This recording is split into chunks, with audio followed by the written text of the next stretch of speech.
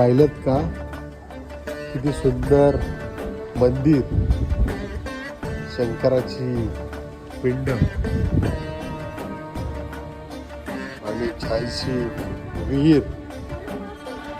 हे ठिकाण आहे जेजुरी. आपण अनेक वेळा जेजुरीच्या खंडोबाचं दर्शन घेतो, पण तिथे जवळच असलेल्या बल्लाळेश्वर मंदिराला भेट देण्याचा प्रसंग आज मला नुकताच आला आणि अतिशय सुंदर मंदिर या ठिकाणी असं पाहायला मिळालं.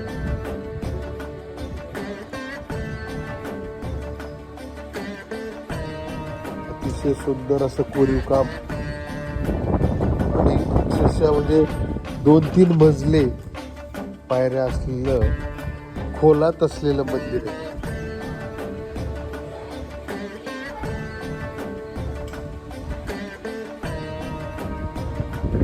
अशी माहिती मिळते की हे मंदिर अतिशय पुरातन आहे आणि पुण्यश्लोक अहिल्यादेवी होळकर यांनी याचा जीर्णोद्धार केल्याचे समजते. अतिशय सुंदर जेजुरीच्या खंडोबाच्या मंदिराच्या पायथ्यालाच हे असं मंदिर आहे.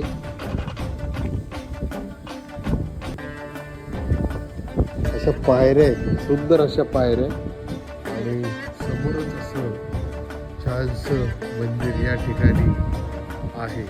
हा स्पॉट अनेकांना माहिती नसेल, परंतु खरंच हे मंदिर पाहण्यासारखं आहे, त्याचा आस्वाद घेण्याचा.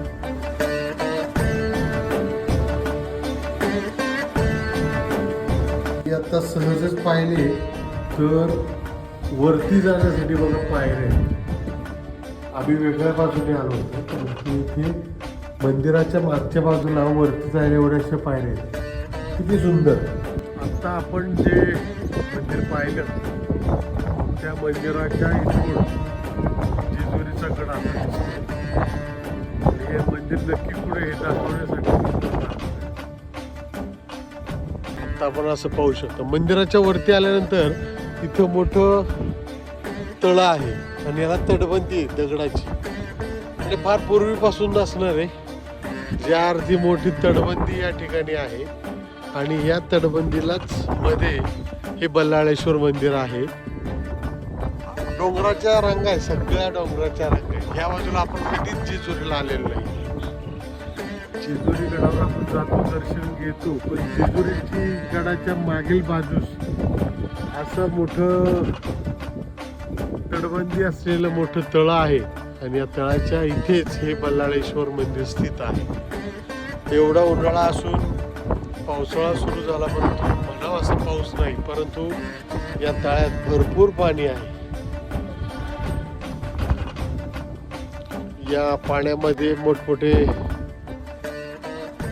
पक्षी पण आपल्याला पाहायला मिळतात आणि अतिशय डोंगर रांगांच्या बाजूलाच एकदम निसर्गरम्य ठिकाणी हे तटबंदी असलेलं तळं आणि इथेच बल्लाळेश्वर मंदिर.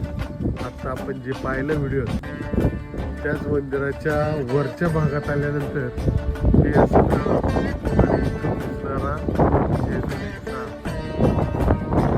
गड खंडोबाचा पाहायला मिळतो.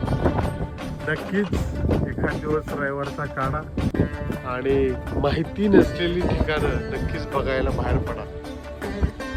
या व्हिडिओच्या माध्यमातून तुम्हाला ही मी माहिती पुरवतोय. नक्की या नवीन ठिकाणी असलेल्या या अतिशय दुर्मिळ मंदिराला भेट द्यायला